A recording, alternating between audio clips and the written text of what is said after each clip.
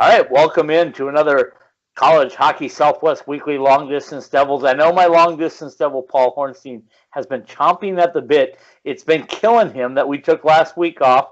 That was my idea, folks, not his. So leave Paul alone. He wanted to come on. I was a little wore out, but I'm back. Paul's back.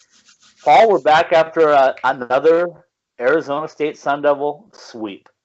Scott, I have to tell you, and we've been doing this now for the whole season. I hate predicting games, and for home games, I get really, really nervous. But this was probably as enjoyable a series. Forget the final score, but obviously that plays a factor. But the hockey itself was, I want to say old school because it was very physical. It was very intense, especially the second and third period of both games. Yes. Okay. The fact that ASU won both of the games definitely makes it a much better outcome for us, but they were very much old school kind of games this weekend. Well, and you know what? Even the first period, I thought of the Friday night game, I thought Boston College came out flying. I mean, they were testing ASU right away. And ASU stood up to it, basically. What I thought was ASU did not play their best weekend of hockey by any stretch, but they managed to do what they had to do. And I even talked to Steen Pashnik after the game about it. I said, the way you guys close things out, does that mean that you guys are a mature team right now? And he said, yeah, I think we're mature. I think we're a mature hockey team. Well, when you win games that don't look like they're going your way, and you win a game where you struggle for a period or maybe you struggle for two periods and you find a way to win, that's what good hockey teams do. If you want to say those are mature hockey teams, that's certainly not out of characterization. I think that the senior leadership on this team gets noticed by those who have, I don't want to say insider knowledge of the team, but who are more experienced watchers of the game.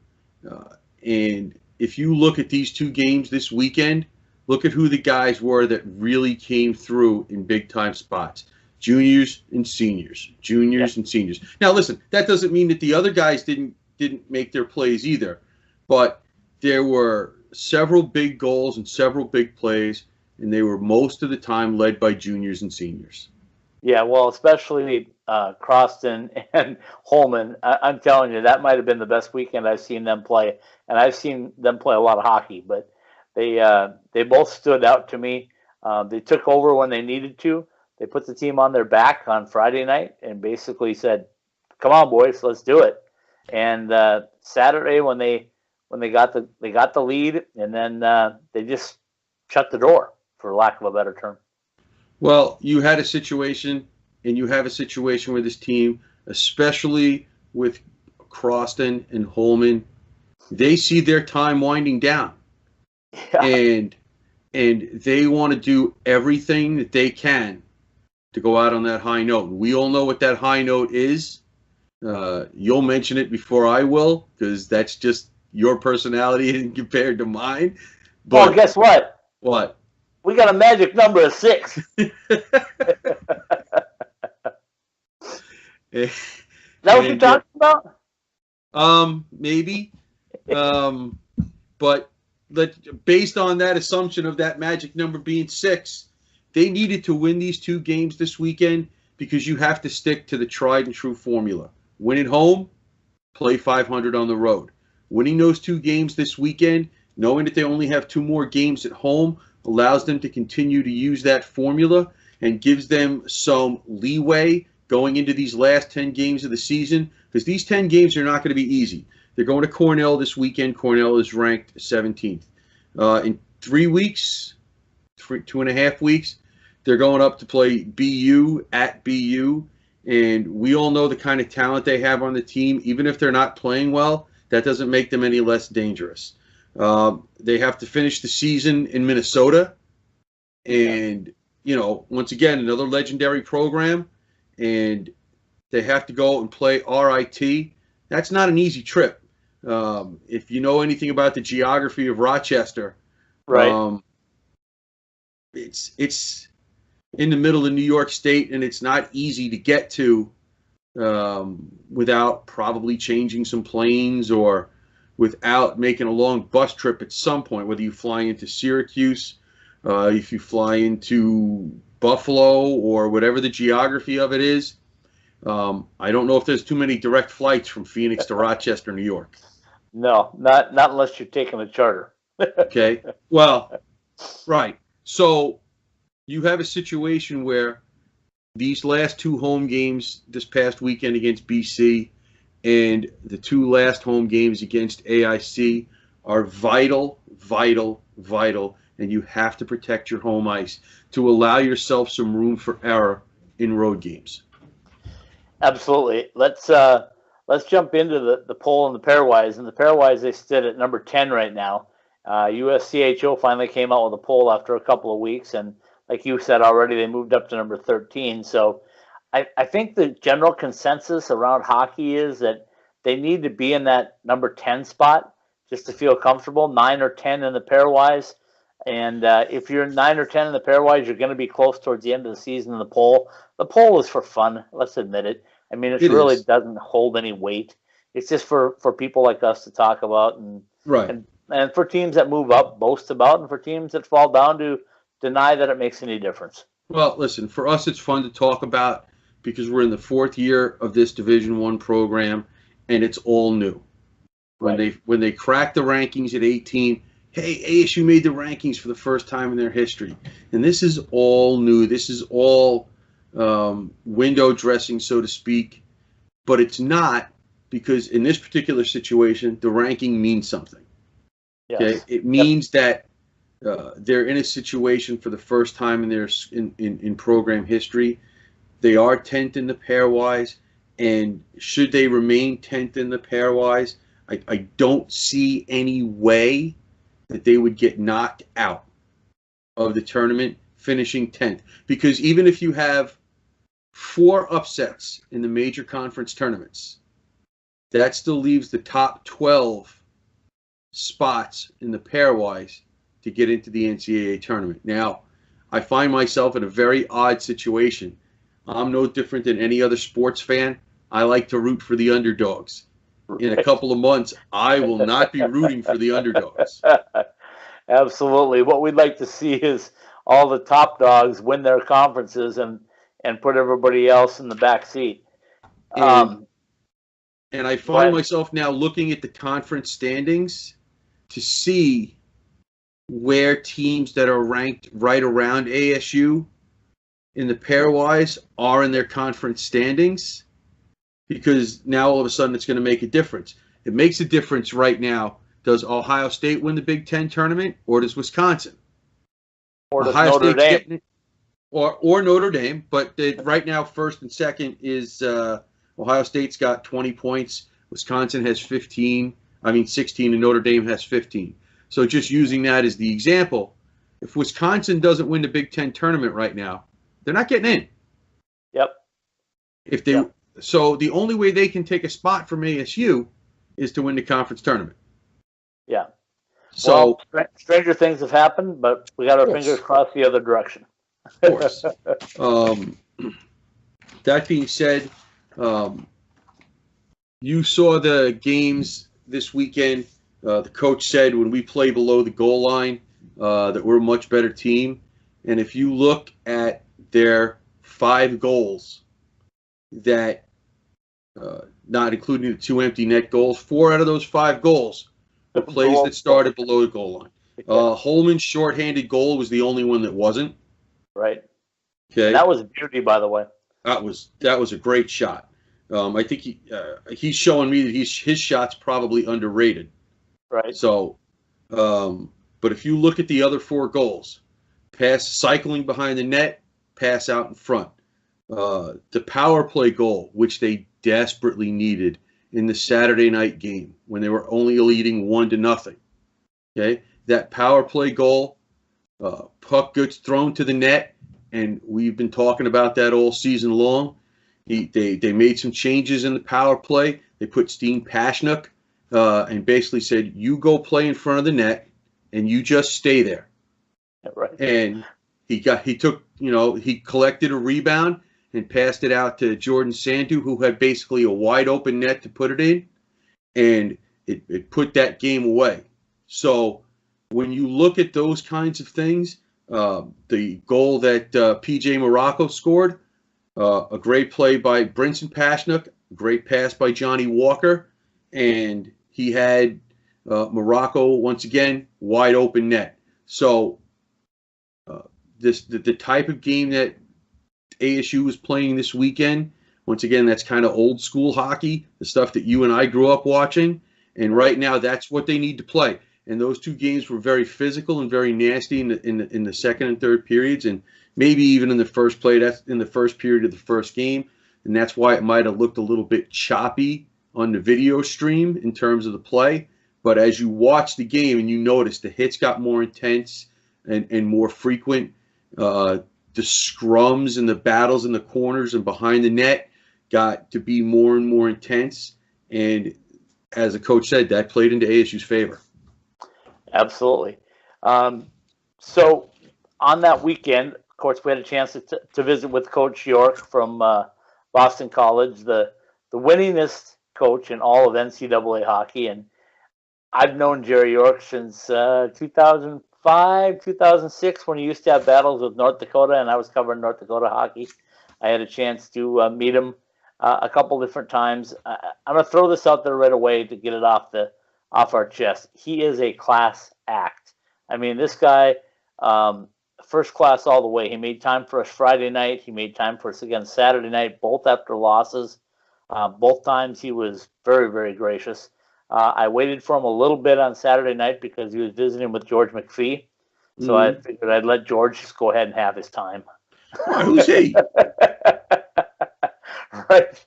Well, that's right. His kid plays on the team. Okay. Yeah, he's the father of one of the kids. Yeah, that's okay. That makes so sense. Anyway, Coach York let a few things out that wasn't a shocker to me or you, I don't believe. But I asked him, his relationship with Coach Powers and how important it was for there to be hockey in the Desert Southwest. And he said, not only the Desert Southwest, but a Power 5 conference.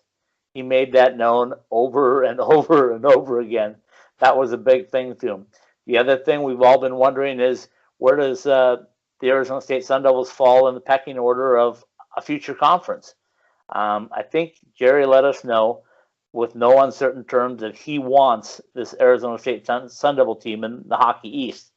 He told me a couple times on camera and off, he said, aside from our geographic footprint, where we are in the country, ASU fits what we want.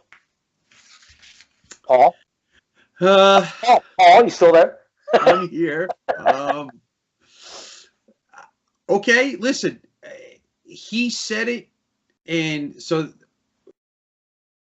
it makes it a little easier to talk about. So I set about trying to figure out how difficult those trips would be. And honestly, do they not have regular flights between Boston and Phoenix? I don't know. Right. They do. They do.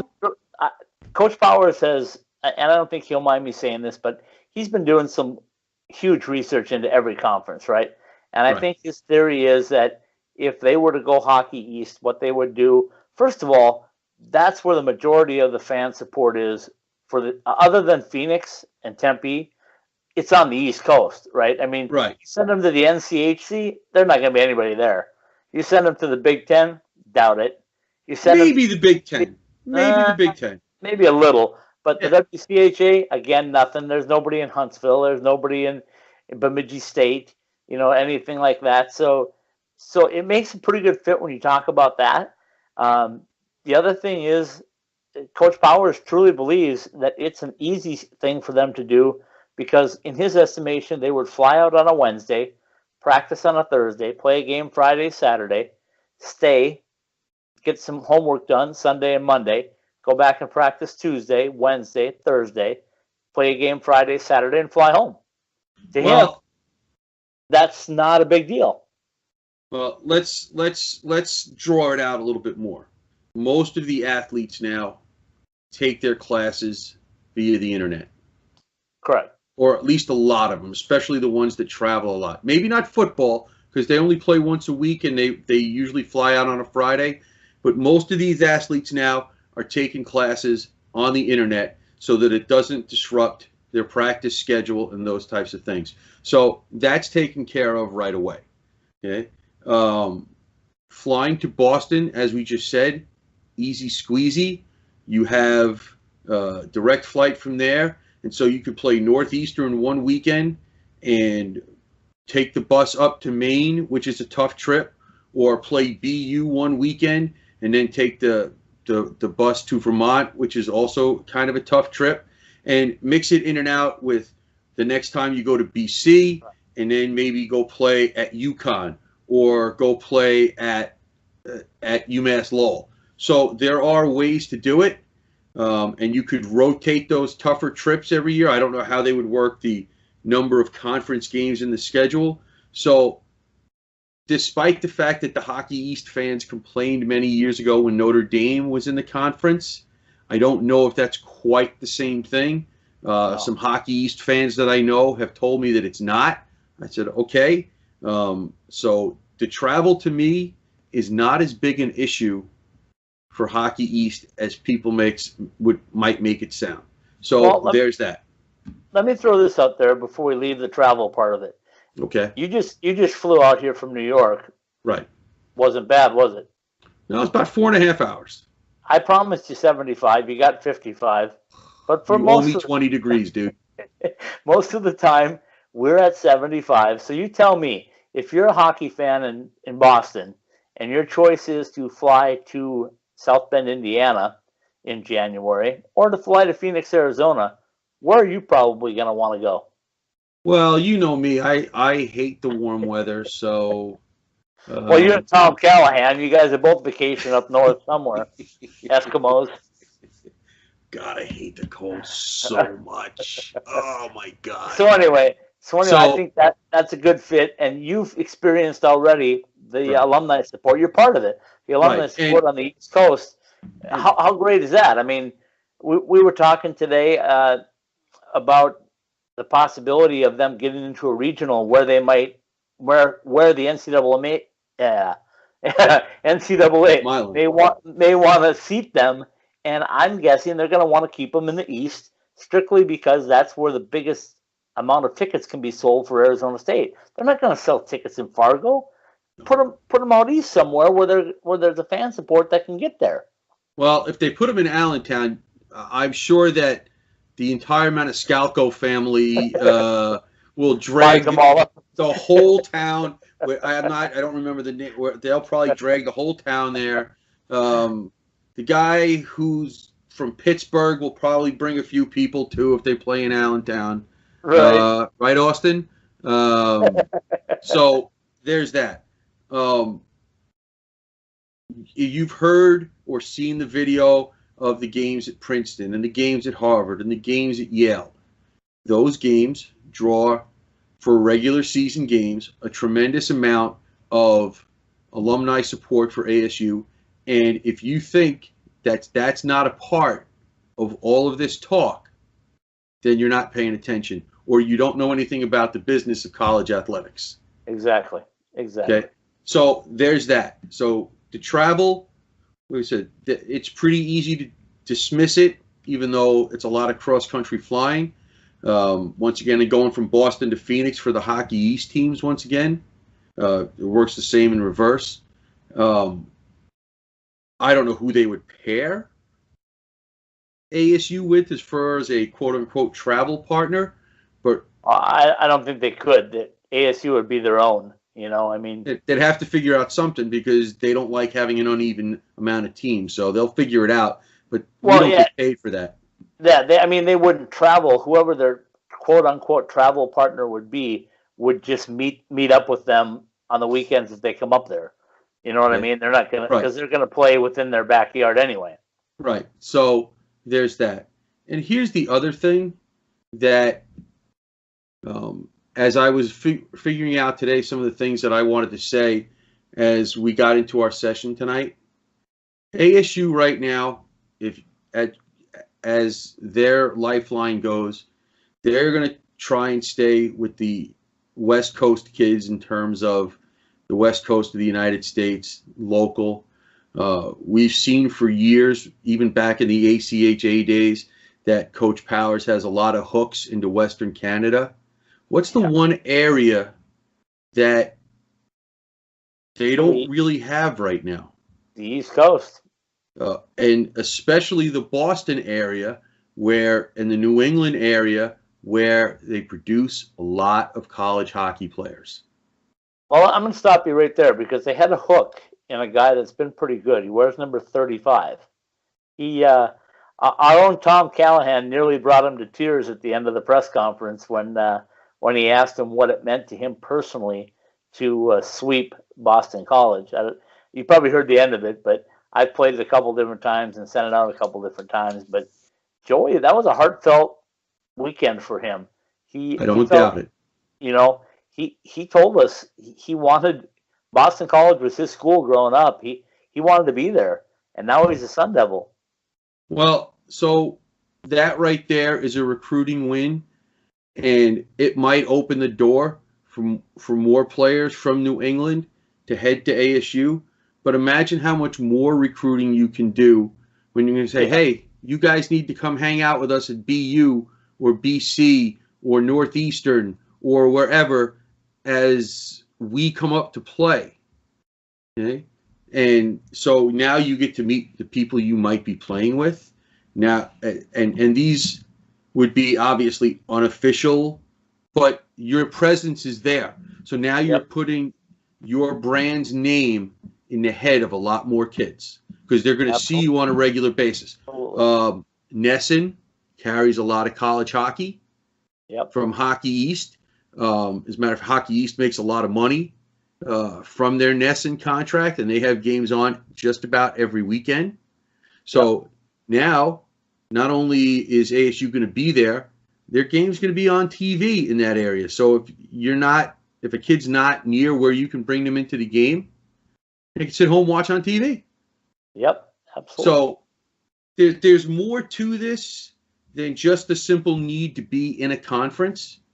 And in trying to think like they might be thinking, when the thought process came up that this might be a possibility, you sit there and say, what? That's crazy. Then you stop and you sit and you think about it. And you say, it's just wild speculation. Then BC goes and plays a weekend series in the Valley of the Sun, and Jerry York says, yeah, I'd love to have those guys in our league. And you're like, whoa. Yeah. So,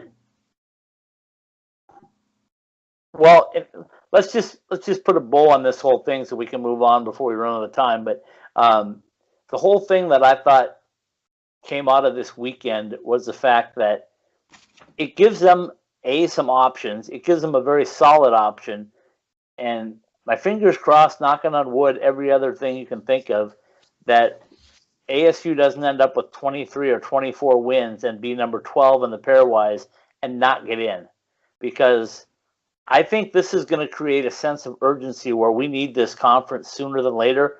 I know Jerry said that, when the arena is built, and I think that's what everybody's thinking about when the arena is built. But if these kids win 23 or 24 games and don't get a bid and don't get to play in a tournament, period. I mean, think about this, Paul. They're going to be done on the 1st and 2nd of March. They're going to have 3 weeks to watch everybody else play and watch everybody else play in their conference tournaments, knowing that they may or may not get in yet because they won't know until the 24th of March whether they're in or out. They won't. Here's the question I have for you.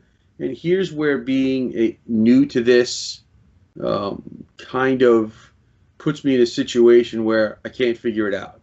When you get far enough along in the baseball season and you go to the plate and you get the hit and you get a base hit at a certain point, when you get a hit, your batting average will go up 2 points. Yep. When you make out, your batting average will drop 1 point. I don't know how that works with the pairwise. I don't know if it's something similar. I don't know how much change, especially this late in the season. It's way more complicated than that. Right. It's got to do with.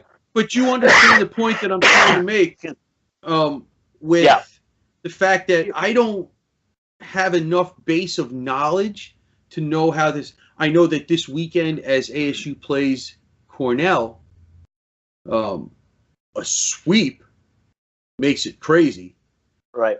But a split does not hurt them. As a matter of fact, a split, winning a game at Cornell on the road, doesn't hurt them. I don't think that hurts them at all in the pairwise. Okay? So that's the situation. That's their side of it. The problem with it is you got to watch those teams that are right below them. And here's my concern, right? And I've seen this happen.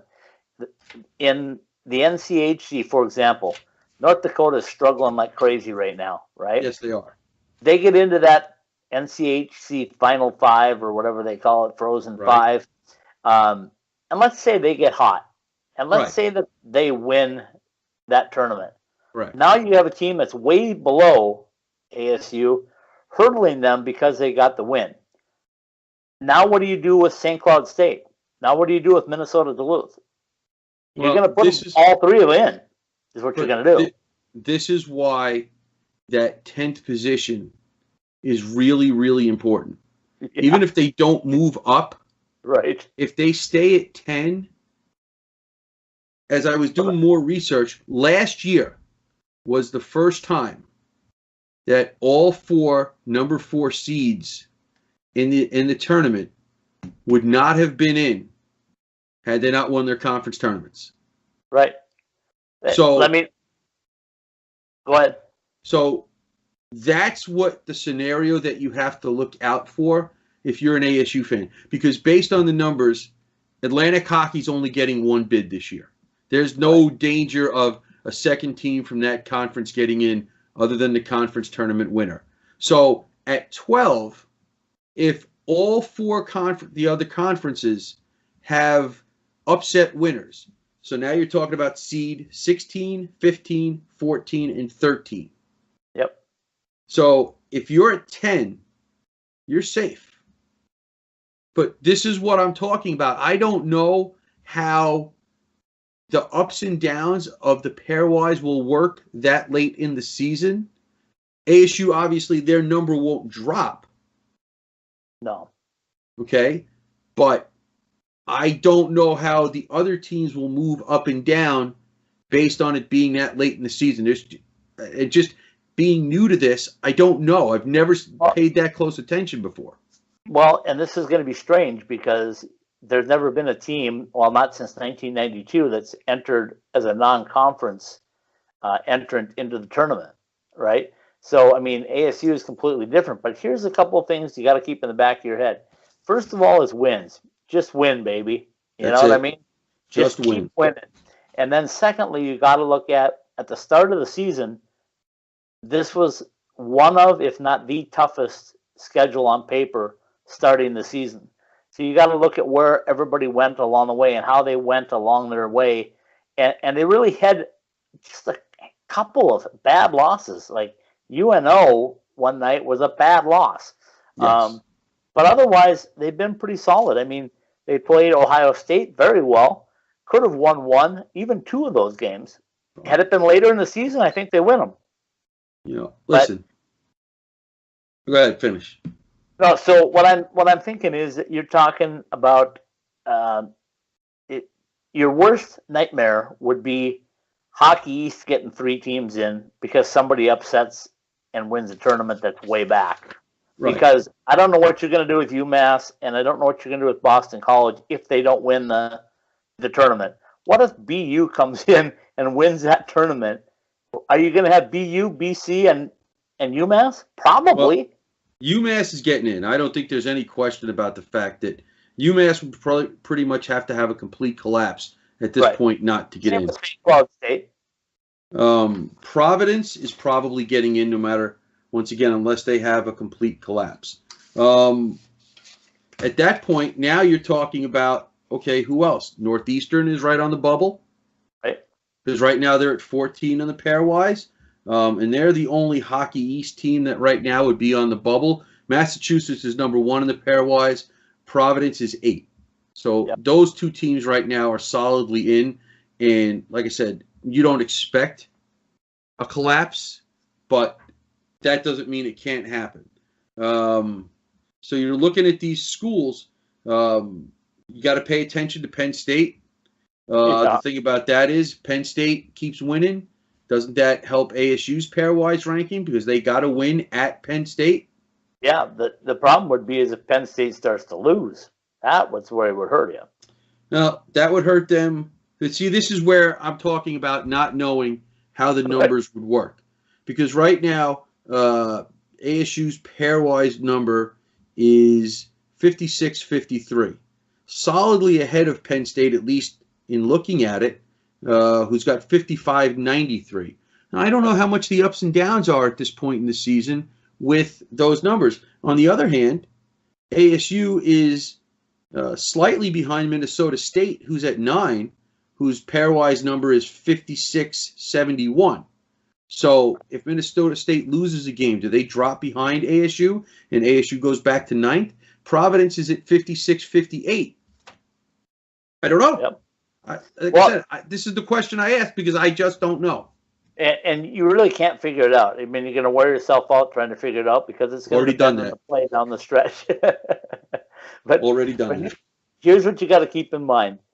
When I set that magic number is they got to get to 22 wins as quickly as possible and then see where things play out. What's going to be gut-wrenching for Arizona State Sun Devil hockey fans who are knowledgeable on what's going on is their season ends on March 2nd.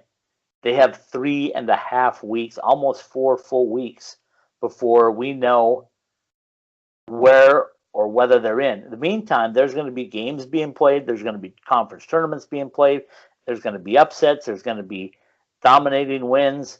I mean, there's so many things playing out. So that's why I say, and this is what Coach Power said. We asked him in the press conference. We said, "What's your magic number?" And he said, "My magic number is winning on Friday night." Yeah, and I get that's all he can do is just you got to just win every single game that you can win. The other side to that is, of course, you get to these conference tournaments, and if Minnesota State is playing, they're playing Bowling Green, one of those teams has to lose. Yep. So it's kind of a 6 of one, half dozen of the other, and this is why I say not knowing, and I don't know if anybody can tell me how wins and losses will affect the totals and the math, which is you need a computer for, obviously. Yeah. Nobody can tell you that for this very reason. Like you just said, what if one of those teams have to lose? Well, they're going to play each other probably before the season's over too.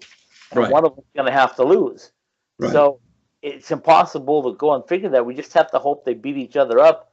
And like we were talking about the other day, the top 5 teams have pretty much secured their spot unless they totally collapse. Right. So you want those teams to do damage to everybody else. Right. So if you're an ASU fan, play any more top 5. So no, if you're an ASU fan, you're going to be a big Duluth fan for the next couple of weeks because you want them to beat Western Michigan.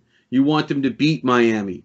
You want them to beat whoever they can beat in order to knock them down below ASU.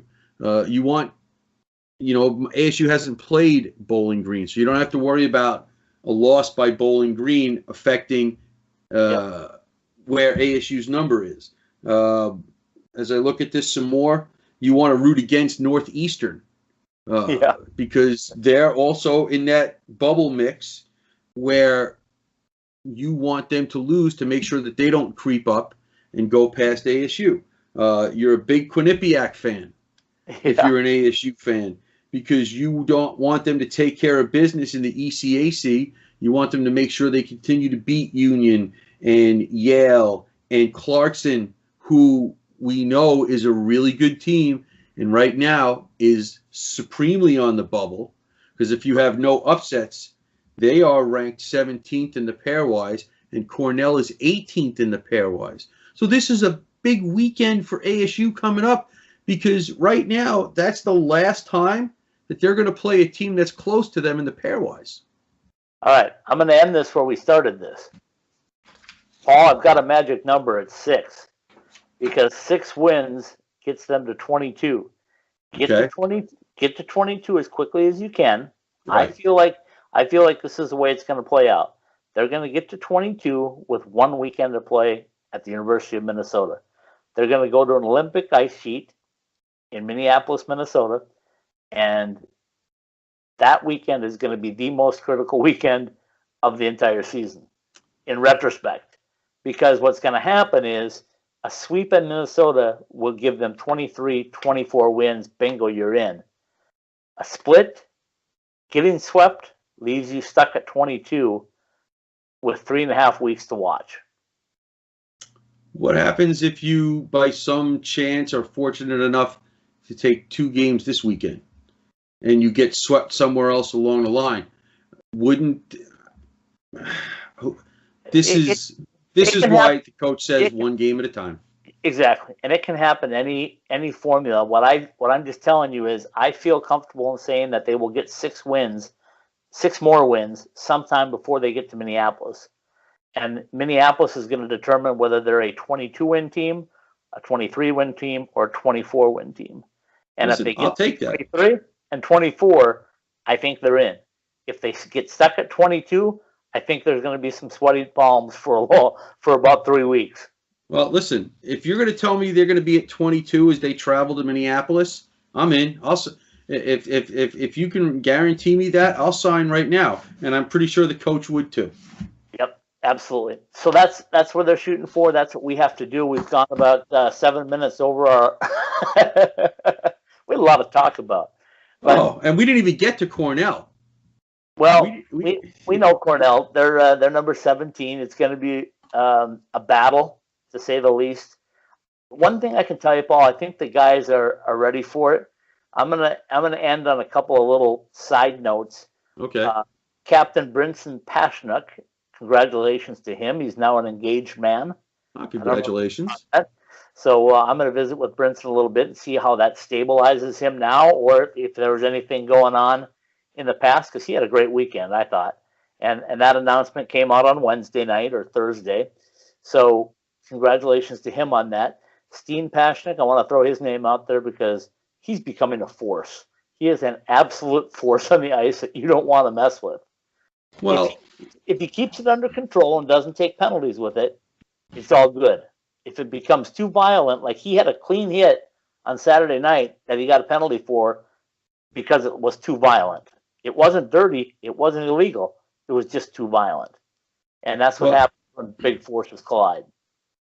He is clearly now getting an even more important role on this team, and another one of those guys that's becoming that you see, because his role as a penalty killer all year has been there. Yep. And now as they put him on the power play and put him in what I like to call the Phil Esposito position, Right. and I know, once again, it's an old reference. Google it, look it up however you would. Phil who? Yeah. Which is basically planting himself in front of the net on the power play and controlling the game from there. That's special teams. That and goaltending is what wins tournaments. That's my final comment. That's my final comment. 35 is getting better and better and better. He now leads the country in shutouts with 6. He's got to have the most wins because he's got the most. They get tied for the most wins in hockey with 16 right now. So we know where he stands in that frame of mind. But most importantly, he's leading a team that's on a mission. I mean, there are bigger forces at work here than you and I talking about how good they are. They know what they have to do, and I will be totally shocked if they fall apart the last 10 games of the season. Well, bigger forces at work. First of all, you might, and I know I've chided you about the whole Johnny for Hobie and Joey for. You might get one out of the two at this point. Right. It might be the goaltender. you might see that gaining much more momentum and steam in terms of the national outlook on things, because right now, who's playing better? Yeah, exactly. And here's the thing: every major stat line continues to get better with every game. His goals against has fallen for the last 4 weeks. His shutouts have gone up. He's gotten more shutouts. His save percentage has improved in every game. Which is hard to do when your save percentage is that high in the first place. I know. So, I mean, the only thing he can do is score a goal, and he nearly did that the other night, and Coach Powers said that he thought that puck was in. He also told me that it's probably going to happen before the season's over with. Well, he's going to make. Here's what I know about that, and you know this, and everybody that was in that building knew this, and anybody who was watching knew this. As soon as that puck was shot, and I saw him catch the puck, and there was an empty net down at the other end, I'm like, here we go. Right. So he knew it. He said as soon as he saw the guy at center ice, he said, I was just hoping he shot it on goal so that I could grab it and put it down. Okay, so you have that. The other thing that you and I brought up a couple of weeks ago, we did so many podcasts / webcasts at the Desert Classic. I don't remember when it came up, but 22 or 23 wins probably puts a second trophy that hasn't been discussed as much, okay, on the mantle case for the coach. So I'm glad you brought that up, because I don't know if you saw my two little youngsters that brought their posters up for. That was hysterical. That was great. That was just Joey for Richter, Johnny for Hobie, and then I told you we introduced the third one last week, which is coming out this week actually. Powered by Powers. Hashtag Powered by Powers. And so you have so much dynamics at work. And if this team, and I know the players are not looking at it that way. I know the coach is focusing his team at one game at a time. But those of us who pay attention to this thing, I root for two teams right now that are making unexpected runs to the playoffs. One is a college team, one is a professional team. Both of those teams are scheduled to put shovels in the ground in the springtime. But there's already an arena in Vegas. Well, no, I'm not talking about Vegas. I'm talking about one that's a little bit closer to my house than Wells Fargo Arena in Tempe. But now you take a situation where, hey, we want you to be in our conference, and we're making a trip to the NCAA tournament. Something has to give in that shovel situation. And I know everybody says, oh, it's going to happen, it's going to happen, it's going to happen. But as an Islanders fan, I've seen it happen the other way so many times. This is just kind of like more of my Herm Edwards scarring. No. So stop the talk. Stop the talk. Shovels are going in the ground. The arena is being built. Care. Everything is going as planned. If anything, it's ahead of schedule. If you can believe that. Everything's ahead of schedule. Well, let me put it this way. Make the NCAA tournament, and the PR pressure, whether they care about it or not, will be heavier. Because, like, this is what the coach did in a situation that he's in. You got 15 seconds. Yeah, well, that's throw it out there. I've been rushed before. 8. So Paul, that's it. I'm done. I'm not saying enough. I'm just saying. I'm going to send you the picture of the first shovel in the ground And I'm putting that up on my wall, Scott. it'll be up on your wall if you can find room. Let's throw that last thing out. I went over the time. I don't care. We got to give Zach Bondurant a shout out for the excellent job that he's been doing for us with photos. He's gotten some really good stuff. They're unbelievable.